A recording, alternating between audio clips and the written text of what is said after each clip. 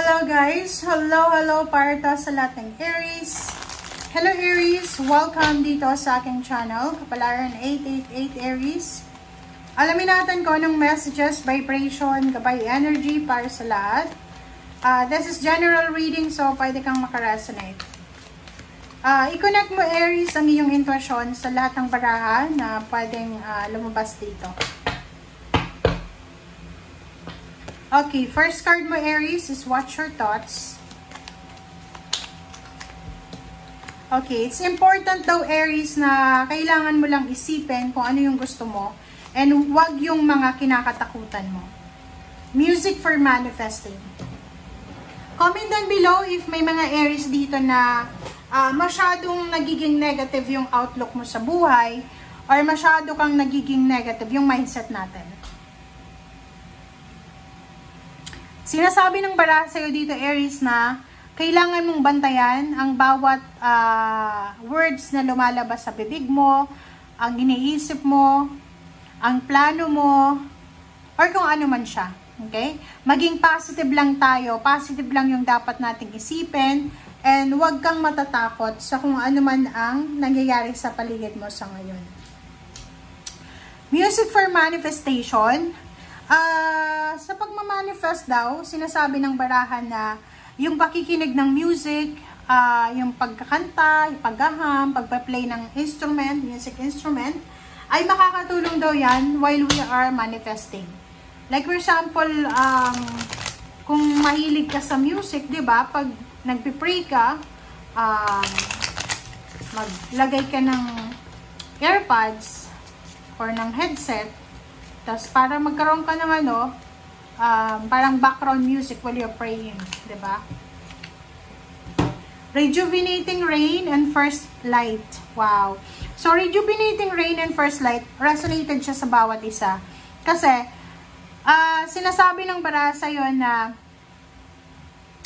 posibleng bibigyan ka ng pagkakataon, Aries, ng universe na mag-clear yung mga past mo and makapag-heal ka sa present situation mo. And makapagsimula ka ng bagong cycle sa buhay mo. Ano yung ibig sabihin yan? The universe will give you the new life, new opportunity, new wisdom, new relationship, new hope, para makapagsimula ka ng bagong buhay, para ma-erase yung mga past mo. Parang ganun yung energy mo dito. So, kung ano man itong pinagdadaanan mo sa ngayon, Aries, isipin mo na, kumbaga, kung may bagyo kang pinagdadaanan sa buhay mo, ulan, or anything na mabigat para sa'yo, isipin mo na hindi yan magtatagal. And after the rain, there's a rainbow. Ang rainbow na yan, it will signify the beginning of a new cycle, or beginning of your new life, or may pag-asa ka, or may pagkakataon ka pa. Okay?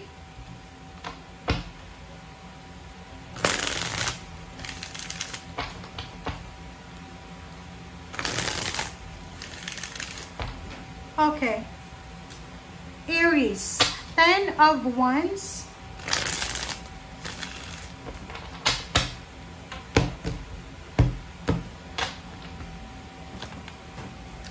Hangman. 8 of Cups. Wow, Wheel of Fortune.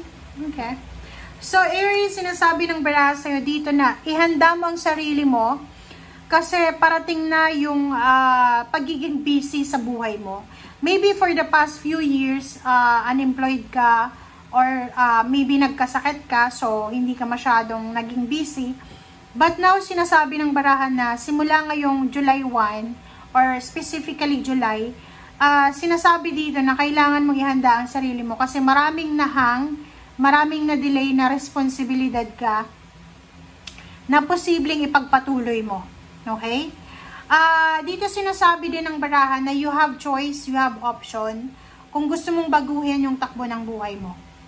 Ibig sabihin yan, binibigyan ka ng free will ng ating universe kung talagang gusto mo nang mabago yung buhay mo or kung gusto mo ng ganitong buhay pa rin. Dito din sa 8 of Cups, sinasabi ng baraha sa'yo na may pagkakataon ka na mabago yung takbo ng finances mo. Like for example, kung isa kang empleyado, possible Aries na magkaroon ng promosyon or salary increase, or maybe magkaroon ng what do you call this? Yun, mga blind, anong tawag doon?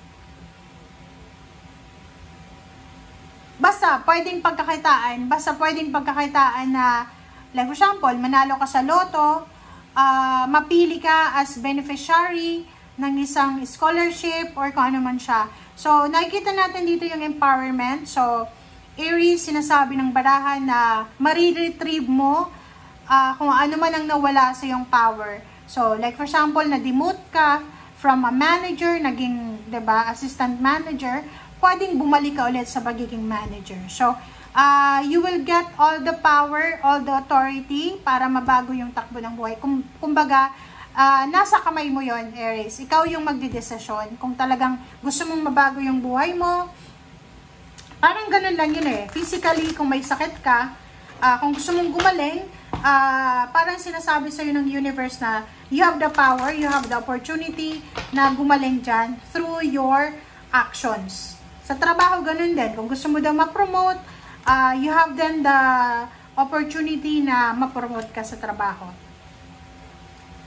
Isang napakabilis na okasyon ang posibleng maganap. And this occasion will give you some parang ideas or parang realization sa buhay. Like for example, may okasyon, ang nakikita ko dito sa okasyon na to, maybe kakapasok mo lang sa isang trabaho and mayroong welcome party, and that situation, yung party na yan or sa kung ano man na okasyon na yan, celebration na yan, meron kang marirealize dyan. Marirealize mo na hindi lahat ng pagkakataon sa buhay natin ay endings na. Parang halimbawa, yung mga past regrets mo, yung past pain, heartaches, yung mga nangyari sa'yo sa past, marirealize mo na lahat pala ng tao may pag-asang mabuhay ulit, may pag-asang magkaroon ng bagong buhay kung gugustuhin natin.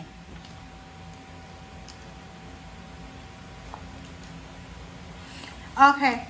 Meron ditong Aries na posibleng meron ditong offer, financial offer na pwedeng malayo siya. 'Di ba? So, sinasabi ng baraha sa'yo dito, may mag-o-offer sa'yo Aries ng trabaho, but this one is long distance, maybe international or kailangan mong umalis. But the problem is, maybe may mga restrictions ka.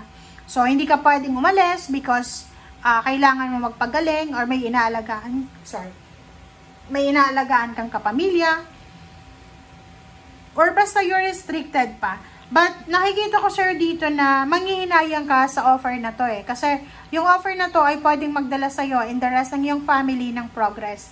But the problem is, hindi mo pa siya pwedeng makuha.